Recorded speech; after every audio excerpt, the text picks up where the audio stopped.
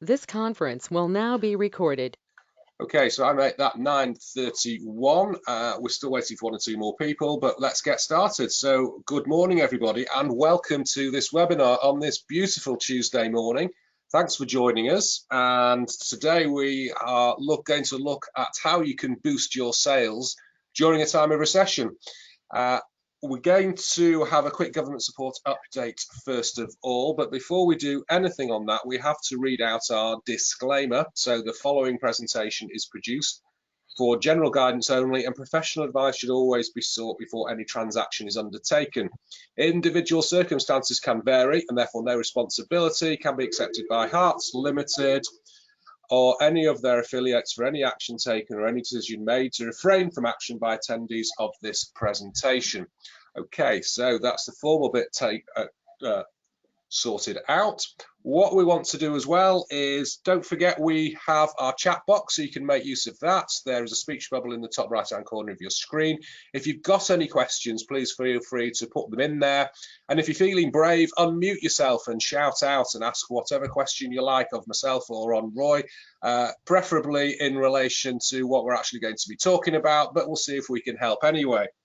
And we'll bear in mind this session is being recorded and will appear on our YouTube channel later on today.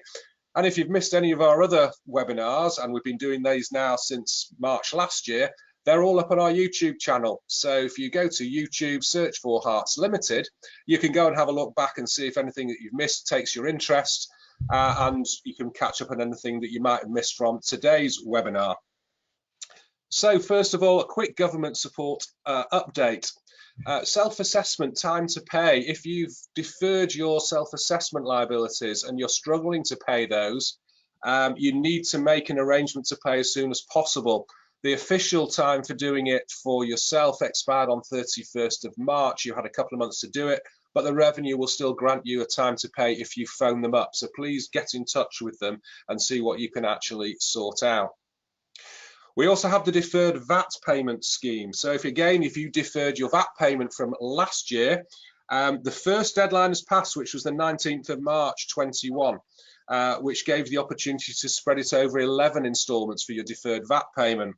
The next deadline is actually tomorrow, the 21st of April. And then the number of instalments available to you is only 10. And then after that, it goes down to 9. So if you haven't made any arrangements yet to pay your deferred VAT from the previous year, please look at doing that as soon as possible. Again, if you need any help with that, please feel free to give us a shout. Okay, Sybil's loans and bounce back loans. You can't apply for those anymore because they've now closed the applications on the 31st of March. But what did come out on the 6th of April was the new recovery loan scheme, and it follows very similar in relation to the Sybil's loan. So if you still need funding and as a result of the pandemic you are short of cash for your business, then have a look at the recovery loan scheme. If you want any more details on that, please feel free to get in touch. They operate on very similar lines to the Sybil's loan, not the bounce back loan. Moving on to the self-employed income support, the grants are taxable. However, they have now come out and said they are taxable in the year you receive them, irrespective of your accounting year end. So if you've received the first 3 self-employed grants, they're all going to be taxable in 2021, irrespective of your accounting year end. So please bear that in mind, that you're going to have to pay some tax on those come January 22 when your self-assessment return goes in and the first payment on account is due. And finally, the Sybil's and bounce back loan repayments will start very soon. If you took one out last year, bear in mind that you're going to have to start repaying those if you are intending to do so. A lot of people took out the bounce back loans and said, well, we'll just hold it on just in case. You might want to just check your diaries and make sure your 12-month hasn't passed yet, and you can look to repay it in full without any penalty. But cash will become tighter if you're looking to start to repay those in the next month or two. So that's a quick on the government support update. And then our next webinars and events, the next one after today is on the 4th of May, and that's on cash management and how to manage your cash. during a time of recession. I'm saying recession, we're not officially in one, but I think that most businesses will appreciate they're about to go into a very big one. The 18th of May, now this is a real date for your diary, Harts question time. I'll come on to that in a minute. And then on the 8th of June, we have a session on grants and what's available to you. 22nd of June, the key drivers to business growth, and we're again given by yours truly. Okay, on the Harts question time, 18th of May, please make a note of this because we expect this to be oversubscribed. We have our panelist, David Rutley MP, who is the MP for Macclesfield. We have Sue Bowden, the CEO of the North Cheshire Chamber of Commerce. We have Rob Smethurst, the director of Macclesfield Town Football Club.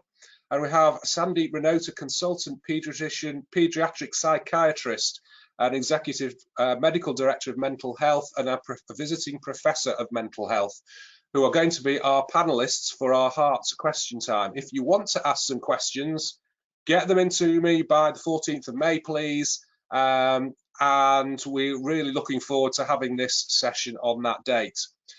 Okay, so that's enough of what we're going to be doing. I'm going to hand over now to Roy Johnson. Now, Roy is an electrical and electronic engineer specialising in manufacturing.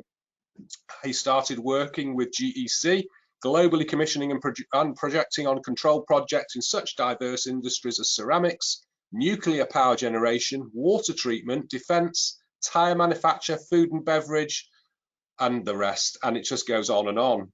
He's lectured at Cambridge University for the Manufacturing Engineering Department for 10 years and helped set up the Distributed Integrated Automation Laboratory there. He was Sales Director and General Manager for Spectris for Europe and Middle East and Europe, and has travelled extensively managing staff training and globally qualifying and closing deals that were driven at local to international level across time zones and long time scales. And for the last 7 years, he's owned and run Sandler Training, which is sales, management and leadership training based in North Staffs. He currently works with clients who have great products and great people who are concerned that not enough new prospects are being introduced to the company and don't know why. They are sometimes frustrated that sales cycles are too long but don't know how to shorten them. Sometimes they are angry that there is price erosion during the sales cycles, don't know what to do about it. So the Sandler is a sales process used by many of the top global companies such as HP, Dell, Boeing, LinkedIn, Oracle, as well as many SMEs locally. And current local clients are often reporting 50% to 300% growth in sales and profits after working with Roy. And clients are typically highly qualified, experienced in their field, but sales is not the main area of expertise. Current clients include lawyers, insolvency practitioners, film producers, IT suppliers, financial services, typically B2B or long-term B2C relationships. And Roy Johnson has also been a BNI member for 6 years, holding positions as President, Vice President, BNI Ambassador, and Visitor Host and Mentor. So I think that's enough about Roy. I'm going to hand over and make him the presenter. And over to you, Roy. Brilliant. Well, I don't need to share anything. I very much appreciate it. I didn't expect you to read all of it out. I thought you were just going to pick a few. I mean, I got bored. And I was there. So thank you very much, Stephen. Thank you very much for inviting me to Harts Towers virtually. It's a pleasure. It's a pleasure to be here. And as Stephen said, I'm a sales and leadership trainer, and I've got a whole bunch of notes here and stuff for us to talk about. But I guess the first thing that I'd like to know, and I'd like to use the chat box if you can, or unmute and talk. But clearly we're finishing at what, quarter past 10, so we've got about 35 minutes. What I'd like is for you to pop some questions in the chat box. I mean, the subject we got here is how can business boost sales in times of recession? Why are you here? What sort of things should I be talking about? I've got my pre-planned stuff here, but I guess what I want to do is give you what you want. So if you put something in the chat box, if anyone wants to put anything in the chat box, why they're here, what they'd like to talk about, if there's any particular subjects we can talk about, and we'll keep an eye on that as we go along. And maybe as I talk, you'll come up with some ideas. Is everyone happy with that? It's oh, there we go. Asking former contacts for leads and introduction. We'll talk about that. How do I get round to the preferred supplier list objection? Oh, that's a favourite one. Yes, I'd certainly like to talk about that one. Thank you very much, Bill, for that. First thing I've got, I want to give you something, and if you look there, you'll see my email address, and I've got an interesting book here. It's just an ebook. It's a 32-page ebook. Why salespeople fail. How do we target new clients? I like that one, Stephen. I'll talk about that. Why do salespeople fail? And most of the business I've got, I deal with similar sort of people. They are usually very highly qualified, know their stuff, really well experienced, have to sell to build a client base, and selling is not that skill. So I don't know if any of you here match that. As very well qualified, know their stuff, very well experienced, have to build a client base in order to be successful. Sales isn't necessarily that first skill. They might be great accountants, great lawyers, and I know Martin's here, a fabulous business coach and insolvency practitioner. It always amazed me. How do you sell to people who've got no money? So really, those are the typical sort of people we deal with. So if you want a copy of this, Why Salespeople Fail, an e-copy, just send me an email, and you should see on the screen my email address. And the thing is, so recession is a euphemism for not selling enough stuff. And I know Stephen mentioned recession.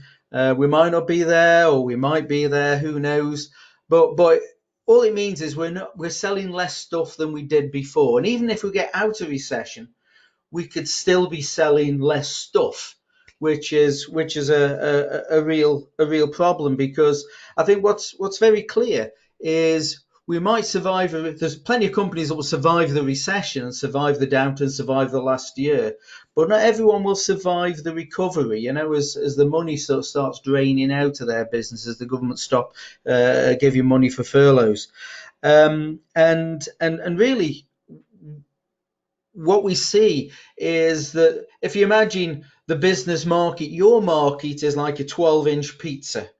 It's covered in nice stuff. It smells nice. There's great business in there. But overnight, this thing's gone to a 10-inch, and in some cases even a 7-inch pizza. Now we have some problems. We have some problems here. We can decide to keep market share, but 5% of a smaller market still means we're selling less stuff, or we can try and grow market share to either stand still or just grow our business, which essentially means we've got to go out there and kill competitors. That's the brutal truth. Does anyone broadly agree with that? We've got to go out there and kill a few competitors. I can't see any hands because everyone's been rather shy today. There's no cameras. Oh, Martin's not shy. There we go. So we've got to go out there and kill competitors. And the thing is, and I want you to write this down in big letters, and it should be living with you all the time. If your job is to grow the business, if you are responsible for bringing clients in, here is a rule of sales that is absolutely true. Your best clients, and I want you to picture your best clients. Just see them there. Your best clients are your competitors' best prospects. So, we might pleasure ourselves by saying, hey, we're keeping all our business, all our clients are staying with us. Well, there's a problem there. If your clients' businesses their pizza is shrinking, you're going to get less out of them. But if they're any good, your competitors will be looking at them with envious eyes and saying, I want you in my portfolio. So we're going to have to be a little bit better. We're going to have to learn how to protect them, give them the best service. But if we want to grow, we're going to have to go out in the wide world and knock over a few strangers and start working with people we've never worked with before. Does that make sense? Everyone comfortable with that? Does that make sense? So, in order to grow in a recession, we're going to have to understand the marketplace that we're at. And here's two things I'd like to make a note of. Buyers are buying for the same reasons. That's not changed. The people you sell to, and they don't have to have buyer in their name, but they are buying for exactly the same reasons as they did before all of this started. The only thing is the way that they are buying is changing drastically. And we're involved with some major consultants around the world who have been doing studies and seeing how buyers are changing. And one of the things is that buyers don't want to see people who sell anymore. Oh, not anymore. Maybe a little bit. Certainly, the ones that we know well and we've got a great relationship with, and it isn't a buyer-seller relationship. They'll see us because we're not a threat to them. But they will certainly not like to deal so much with strangers. So if you're trying to go prospecting, and I know Stephen said about targeting new clients, if you're going to go prospecting, it's going to be harder. And you're going to have to be slicker and have a better message in order to deal with them. Does that make sense? And certainly what we're seeing with buyers, 80 to 85% are saying to us that if we can keep sellers at arm's length behind two pieces of glass, that two pieces of glass is this lens that I'm looking at and the TV that you're looking at. If we can keep them at that level, we don't feel threatened, and we can play tunes with them. Now, we've got something called the buyer-seller dance. And the thing is, you might have had to watch some of these dancing shows on TV. My wife loves these things. But here's the truth. If the buyer is a better dancer than you, who's going to be leading? Who's going to be leading? It's can't see any messages. I'm hoping you're all saying to yourself, it's the buyer, and we're going to have to be a little bit smarter in what we do. So here's the first tip. Here's the first tip. Don't sell features and benefits. Don't talk about your features and benefits. And when they first meet you, the thing is, they don't care how clever you are, how smart you are, how well qualified you are, how long you've been in business. They don't care the sort of companies that you deal with. All that they care about is their problems.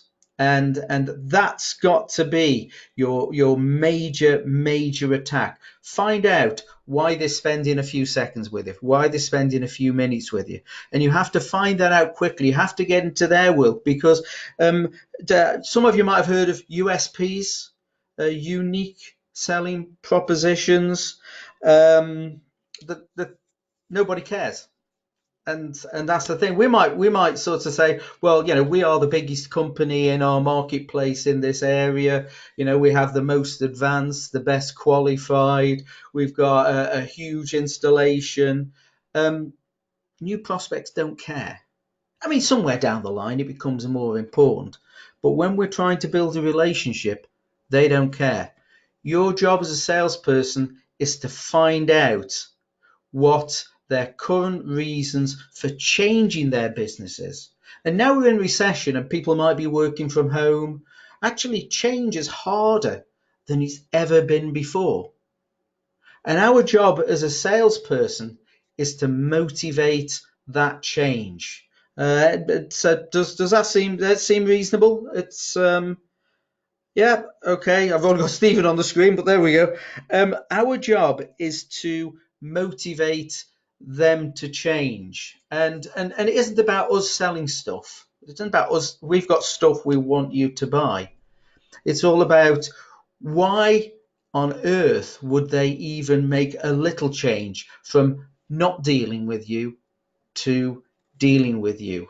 And our job is not to sell. Our job is to have the sort of conversations which would motivate them to change.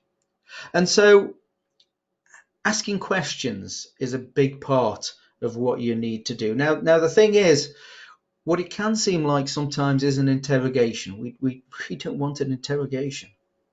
We want to be two adults working at an equal business level where we have the sort of conversations that they go, huh, it must be time to change.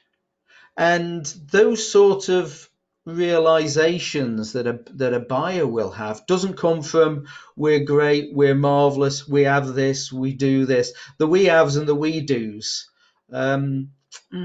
they sell despite what they do rather than because of what they do. So if you find yourself saying we have this and we do this, bite your tongue.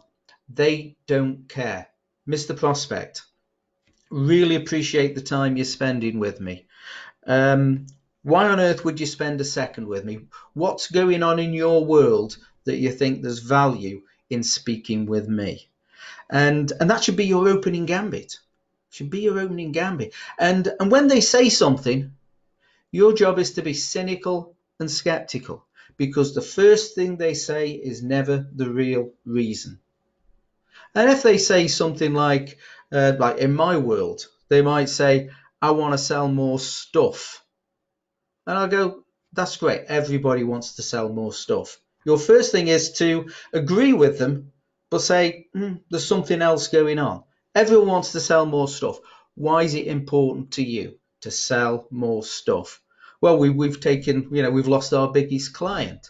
Okay, but you've got other clients. So we're denying what they're saying in the nicest possible way. You've got other clients. Why is that important? What difference is losing a big client to you? What difference does, they say we've got a big plant, we want to maximize our use. They might say we've only got 50% use of our manufacturing facilities. But why is that important? Because they might have a high value product, a high profitability product, and 50% is fine. You need to know, are their problems just recent that they're talking with you about, or are they significant? And recent is not important. It could go away. It could go away as quickly as it arrived. Significant is what bad things happen if you don't fix it. And your job is to be nurturing and say, that's interesting. Why is that important? What does that mean? And get on their side of the table. Does that make sense? Is everyone okay with that? Yeah, we're happy with that. Thank you, Bill. Thank you, Martin. Appreciate that. Thank you, Stephanie. And really, so there are no unique people out there. We might love ourselves and say we're a great, unique company, but the only person who's unique in the room is the buyer. And we have to get under their skin. And the only way we can get under their skin is by asking meaningful questions and digging. So I'd like to write two things down. Dig, deny. Whatever they say, just go, but everyone has that problem. That's not unusual. Why is this a big thing for you? Because you've got to at least get 3 or 4 good diggings in to find out how they feel about this situation. And if they can admit to you that this is bad, this is keeping them awake at night, this is causing them trouble, this is causing them pressure from their bosses, the shareholders beating them up, if you can get to that sort of point, we have a motivator for change. So I'd like you to write 2 more things down. People buy emotionally and they justify intellectually. If you cannot get to their personal pain, if you cannot get to the personal reason for changing what they do today to buying from you, it's not going to happen. It's just going to be a nice conversation. If you hear the word interested, that's intellectual. Interested is purely an intellectual comment. That's not going to motivate people to change. What's going to motivate people to change is when you hear words like frustrated, upset, worried, angry, depressed, anxious, struggling, apoplectic, messed up. It's those sort of words that you're looking to get them to in order to get them to a motivator for change. Does that make sense? Everyone comfortable with that? Okay. Two more things before we go on to the questions. Last quarter of an hour for the questions. Everyone comfortable? Quarter of an hour, we can have a wide open thing. So here's something I'd like you to consider. Let's imagine you've just crossed a road, a busy road. You've taken your life into your own hands. You've crossed the road, you're with someone, socially distanced, of course, and they said, you know that, if we'd have stayed on that side of the road, look at that, there's a £50 note on there, and the cars are whizzing by, and there's a £50 note, and shall we go and get it? And you're looking at the cars and you say to yourself, nearly got killed on the way out. Let someone else have it. That's scenario one. Scenario two is your friend says to you, look at that £50 note over the other side. Actually, didn't you have a £50 note in your back pocket? And you sort of go, oh, it's gone. It's my £50 note. Now, what would your motivations be to cross that road and get it? This is where I'd normally hope for a bit of interaction, but all the screens are off, so I don't know who's listening, to be fair. But so two things I'd like to write down. Fear of loss is a far greater motivator than pleasure of gain. Fear of loss is a far greater motivator than pleasure of gain. What you need to find out in any sales conversation, what will they lose if they don't have what you have? And the thing is, you can't tell them. They have to come to that conclusion with the quality of the conversation that you have with them. Does that make sense? Would we cross that busy road if it was our £50 note? I think I'd certainly take a good look at it, right? So a couple of things then. People buy emotionally, justify intellectually. If you can find the emotional motivator for change, you're onto something. But it's only by asking nice questions, not interrogatory questions. Nice questions, why that's important. And never accept the first answer that they give you. Second thing is in there, fear of loss is a greater motivator than pleasure of gain. An example recently, I've got an iPhone 6 and this thing is so old you have to put coal in the bottom, to get it running. And my son-in-law's got an iPhone 12 and he's got like 19 cameras and he's a thing of beauty. So why don't you have that? And I go, don't care. It makes phone calls, it picks up emails, it does WhatsApp, it does all the things that I want. And that was my stance until last week. Last week, we went to see my son-in-law, daughter, my grandchildren, and my wife had the grandson on her lap, and I took some beautiful pictures on my iPhone 6. Awesome, except the memory was full, and I lost the pictures. It didn't do anything with them. That was Friday at 4 o'clock. Saturday at 4 o'clock, new iPhone.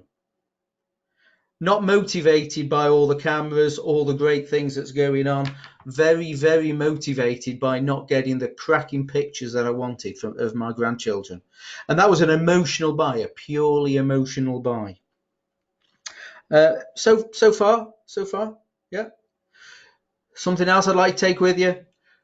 Your clients are your competitors' best prospects. Now, some people say, how do you know that? Well, that's easy enough to work out, because our competitors' best clients are our best prospects as well. So we want to get them. So be very, very afraid. And when the pizza of business has shrunk from a 12-inch to a 10-inch to a 7-inch, in order to grow or even stay still, you're going to have to kill some of your competitors.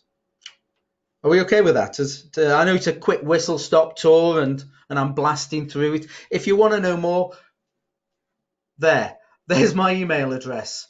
I can certainly send you an email copy of this, and if you want to talk further, that's fine. So let's go to some of the questions. Let's see if I can knock some of these out while we're talking. Andrew Wright, is he still here? Andrew asked, asking former contacts for leads and introductions. And that's a great thing to do. That's a real way of expanding your business without the pain and anguish of going out prospecting, because no one loves prospecting. The reality is, I know I've got a good product, but I look outside the door, there's not an orderly queue for me. I've got to go out and get them. So what we get is, when we ask former contacts for leads and introductions, we shouldn't just do that after the event. This should be part of our daily behavior. Martin, and I've worked with Martin for years, knows that every interaction with every client, every prospect that I have goes like this. My name is Roy Johnson. I'm a sales and leadership trainer. If you know anyone who would value a conversation about the sort of things that we do in growing sales and bringing great managers through the business, I would love a chat. It does not mean they're going to become a client. There is no hard sell. It just means we're going to have a conversation and I might give them some value. And that's my referral statement. And you can build your own. And basically, it's your name. Remind them what you do. Remind them what the interaction will be like, because their biggest fear is you going and screwing up their relationship. Oh, Dave said I should call you. And then you give them the hard push. Dave's on the phone going, why did you put that idiot in front of me? It's not a good thing. So just tell them what's going to happen. It's going to be a low intensity, pleasant conversation where they might get some value. I hope that's helped. So I say we're short of time. I hope that's helped, Andrew. Okay, second thing is, Bill, how do we get around the preferred suppliers list objections? And that's a great question. So I used to work in engineering and I get that all the time. And the thing is that if there's no pain, there's no change. So my question here would be, appreciate you've got a preferred suppliers list. You know, a lot of people have them. I hear that a lot. Can I ask you a question? If you look at all your suppliers, I'm making an assumption here, you are 100% happy with everything that they do. Stop. 100% happy. Because what they're going to do is they're going to look around and go, well, actually, I'm only about 95% happy with that one. I go, okay, but 95 is okay, right? And they go, well, no, sometimes they can, you know, some of their invoices can be a bit crappy. They're difficult to deal with. But you've put up with that for a long time. Well, actually, it is getting on my nerves. I've got one nerve left. They're getting on it. Is that worth talking about? And the thing is, they've got to have pain for them to change. And your job is to put in front of them, brilliant, you've got a preferred suppliers list. You must be 100% happy, because I'd be very surprised if there isn't something that's niggling them. And that's the little chink in the armor. Does that make sense, Bill? Are we comfortable with that? Happy days. Steve, how do we target new clients? Prospecting. People love to get business. They love to grow their business. They love to sell stuff. But you know, Prospecting, they hate to do. And there's a mix. There's no nirvana in prospecting. There is no lever you can pull that means a whole load of prospects are going to end up in your business. Your job is to have a mix. And I know Stephen goes to networking groups. I go to networking groups. They've got marketing, great marketing. Harts, fabulous company. And they look after their people so they can get referrals. Getting referrals, another bit of the prospecting mix. LinkedIn posting, good bit of the prospecting mix. I hate to say it, cold calling strangers, it actually works. It actually works, but most people don't want to do it. Everyone's got a phone, loves talking on the phone, but when it comes to talking to strangers, that little niggle from their parents comes in that says, when you're sitting there, you're 5 years old and your parents go, don't talk to strangers. And so people don't like to do it. But actually, it is a focused, proactive way of finding new people. Again, we teach people how to make cold calls all the time, and it never gets easy, but it can be very, very lucrative to grow your business. Does that help, Steve? And again, we're short of time. We've only got a few minutes. I'm blasting and going. I've got a lull. Don't know what to do about that one. When doing ad hoc work with a client, how do you get into the conversation of a retainer contract for, say, 12, 24 months? Oh man, that is Rick. Is Rick still here? I don't know if Rick is still here. I might have scared him off already. I can't see him on there. Yeah, I mean that's a longer conversation, because people only get into retainer contracts if it makes good sense for them. So you have to work out the conversation that you have, what bad things could happen in their world if they don't have a retainer. Let me see what we've got. Martin, how do you overcome the difference level? Help me out with that. Sorry, where there's a difference in attitude between the buyer and the seller, how do you get them more on a level playing field with each other? Oh well, yeah, where they think they're in control, they're the boss, the money's there, I've got the gold, you've got to be subservient, that sort of thing. Yeah, and the thing is that buyers do that. You know, I can take my money anywhere. I'm going to treat you as a second-class citizen, and that's a killer for business. Here's the truth. I'd like to write something else down now. They have the problem. You have the solution. If you walk out of the building, you still have the solution. But here's the news. They have the problem. So the conversation always has to be, what bad things will happen if you don't solve this? And if that is not big enough, they're never going to change. Does that make sense? But we have to have a conversation where we get onto their side of the table as quickly as often, because the shutters. Anyone felt the shutters going up? You know, oh God, he's going to sell to me now. People hate being sold to, but they love to buy. So our job is to get on their side of the table, have the conversation. Why does this even make sense? And if they're not justifying buying from you, if they can't justify it to you, it's probably not going to happen. It is not your job to justify why they should buy from you. They have to do it, because if their peers ask them or their bosses ask them why they bought, if they can't communicate it, they won't change. Yeah. What's the correct post-sales follow-up chase? Too much contact, not enough, they lose interest. That's a great question, Stephanie. Right. Here's the thing. When you start selling, when you get into a sales process, and that's all that we're about, a sales process. You do this, then you do that, then you do that, then you do that. Right at the end, Mr. Prospect, you're expecting me to go away and maybe pull together a quote, get some information. Happy to do that. What happens next? So your job in every interaction is to define firmly what happens next. Mr. Prospect, happy to send you a quote. Have you got your calendar in front of you? I'm going to send you the quote today, tomorrow, whatever day that's going to be. I'm going to send you this information today, tomorrow, whatever that's going to be. Let's put it in the diary when we will revisit this and have a conversation. 12 o'clock on Friday, do the job. Awesome. And then you're not chasing. All you're doing is following up with the next message, because the thing is, if you start chasing and they start ignoring you, they've gone into witness protection. It's over. It's over.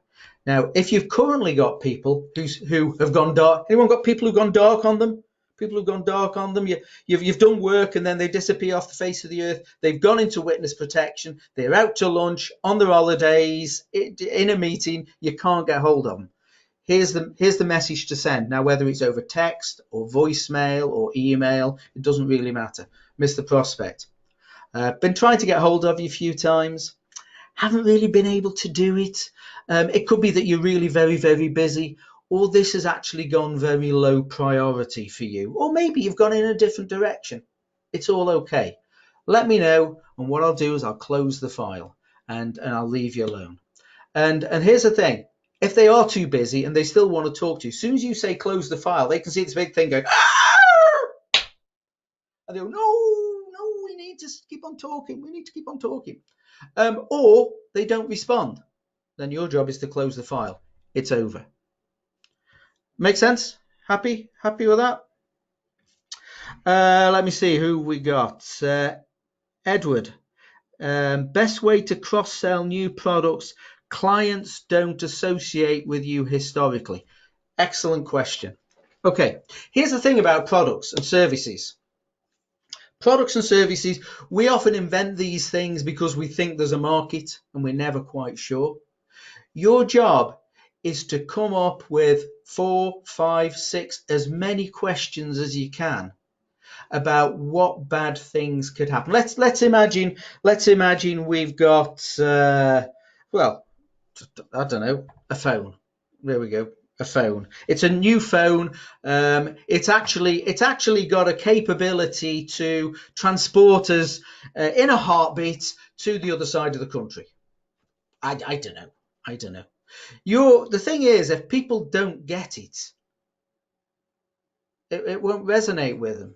It's like, Mr. Prospect, has there ever been a time, again, a question, has there ever been a time where you've wanted to be in a different place immediately to solve a problem? Yes or no? Well, it could be they say no. Well, clearly that feature is not huge interest to them. Move on. On the other hand, if you ask a question that says, if they say, well, actually, there's been several times where that would have been great, you go, tell me more. Tell me more. And that's when you start the conversation going. So you don't start new features, new products, new services with, I've got this new stuff. We turn into we do's and we haves. You look like every other salesperson. Your job is to find a list of questions that means that solution or that new product makes sense to them. So your job is to ask questions, not give information. Is that fair enough? Is everyone happy with it? Alec, does that make sense? I don't know if you're still here. Might got bored. So it's 10:13. I'm down to the last 2 minutes, and I guess Stephen will want a minute of that. My email address is there. If you want a copy of the Why Salespeople Fail, happy to send that over to you. Also, if you're in Cheshire, there are grants. There's grants available for the sort of stuff that I do. But I hope you think it's all nice. I hope you think you've had a good time. It was worth your time here. I appreciate spending time. Over now to Stephen to finish off. Thank you very much, Stephen. Thank you very much indeed, Roy. I think that was fantastic, and certainly I've learned a few more things this morning about what we should be doing, because part of everyone's role here is to sell, no doubt. So thank you very much indeed.